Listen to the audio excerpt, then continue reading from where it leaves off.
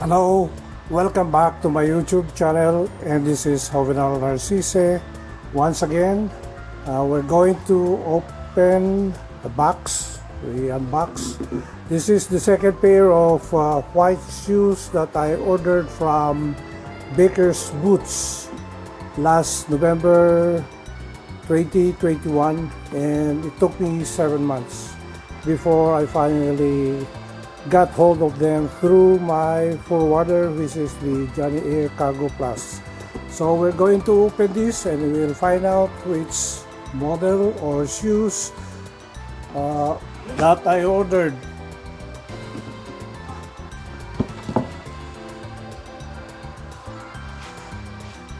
We're going to open it.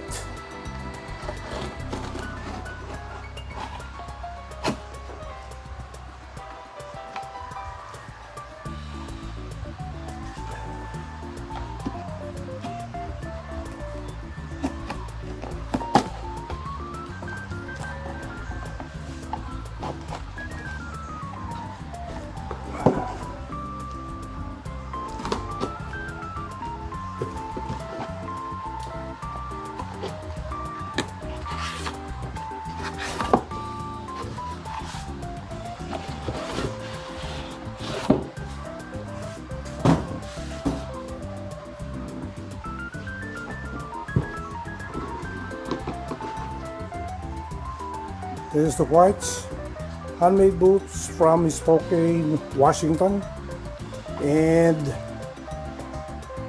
this is the model that I ordered is the MP Sherman dress toe cap in Redwood Leather. I think the reason why I ordered this is a very basic a must for a former military guy.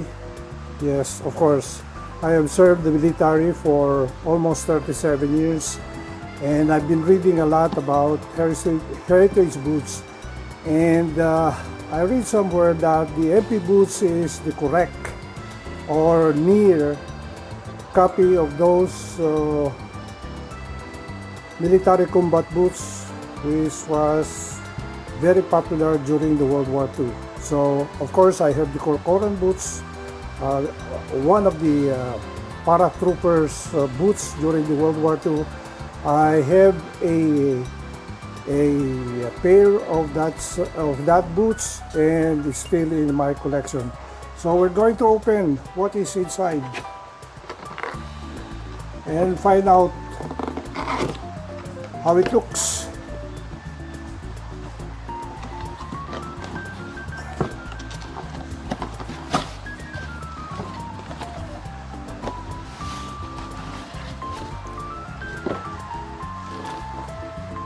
Of course, this is the usual envelope coming from Baker's.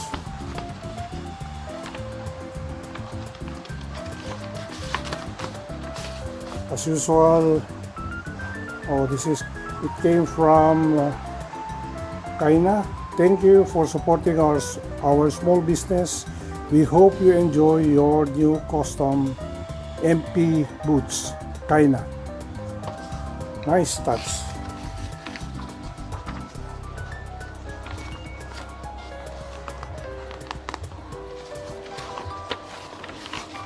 And as usual, there is a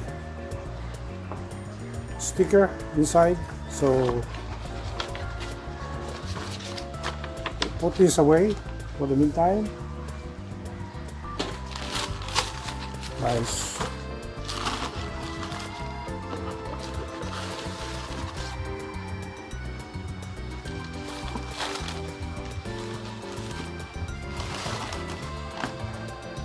Wow.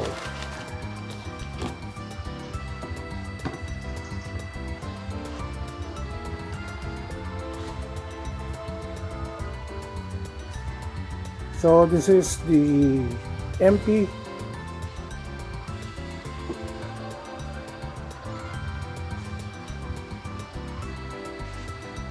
This is the MP boots, MP1 boots.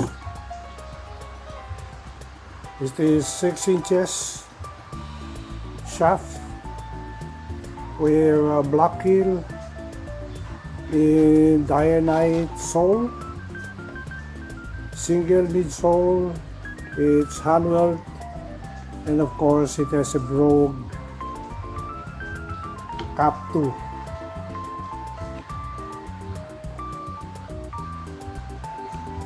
This is redwood.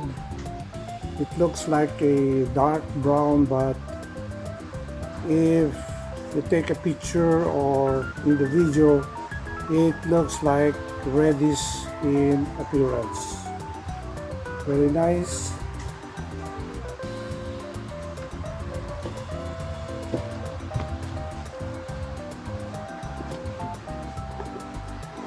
We have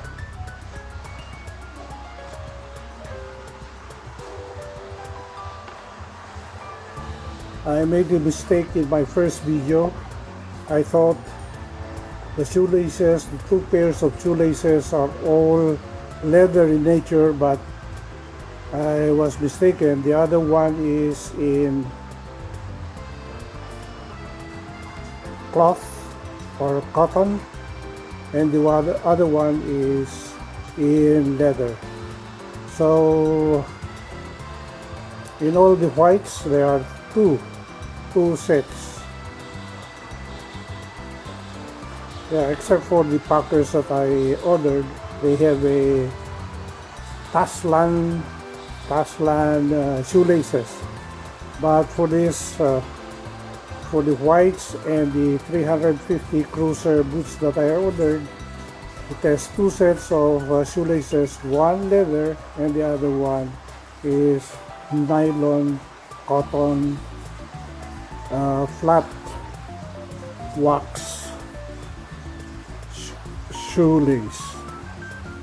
So that's it for the meantime, and we're going to lace them and show the final appearance of these boots when they have shoelaces in it.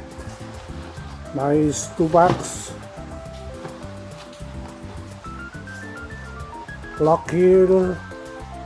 This is totally different from the one that I have from the 350 cruiser, and they're very nice.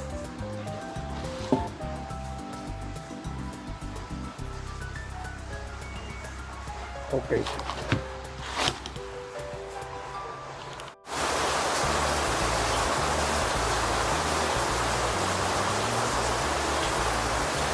As you can see, there is no false tongue.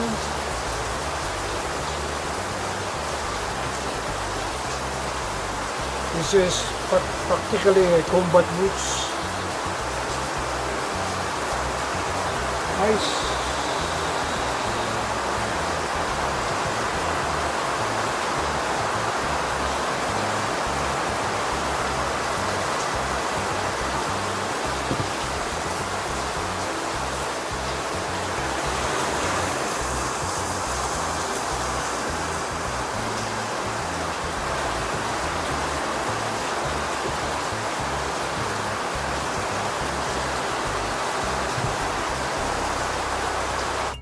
So we're going to put the shoelaces on the shoes.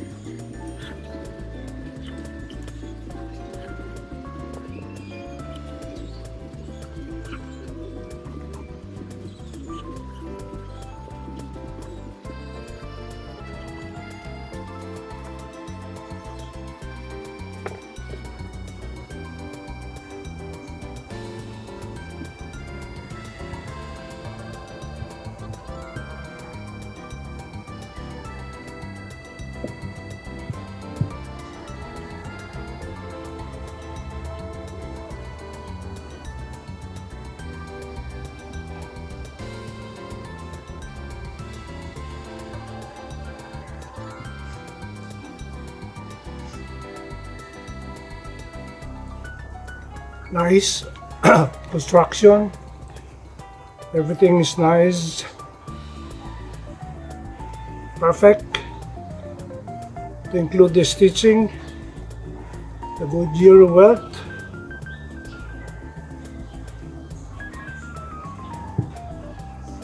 Everything.